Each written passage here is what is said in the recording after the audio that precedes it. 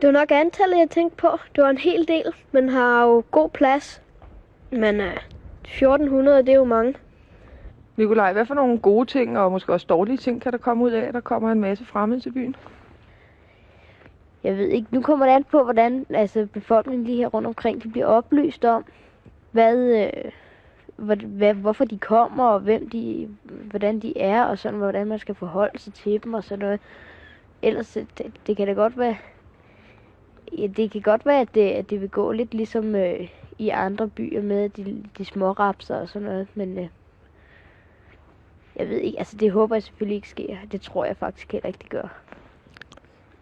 Men der kommer jo også nogle børn, Jeppe, og måske kommer nogle af dem til at gå over på kommuneskolen, hvor du går. Hvad synes du om det?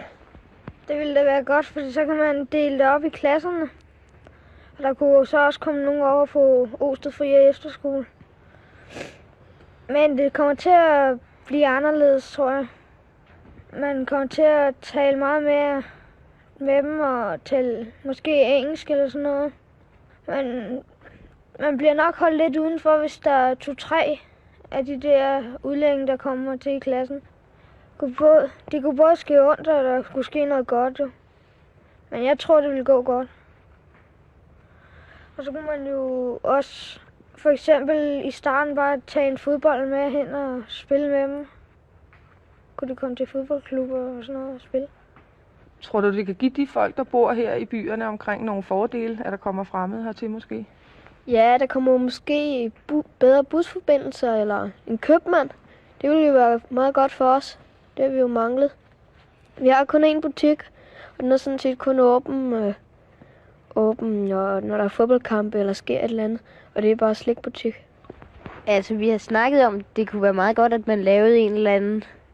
De skulle lave en lille komité, som kunne vise, eller så nærmest skulle oplyse befolkningen lige her rundt omkring om, hvorfor de kommer og sådan noget. Måske man kunne lave et lysbilledshow for indbyggerne i Tolstrup, hvorfor det med krigen i Jugoslavien og sådan noget, og hvad det er, der sker med dem dernede, så man måske mere kunne forstå, hvorfor de kom herop. Så når det alligevel står tomt, så kan det bruges til flygtninge. Det synes jeg er en god idé. Jeg synes, det er fint. De skal jo have noget sted at bo. Man tænker på, hvis du er en selv.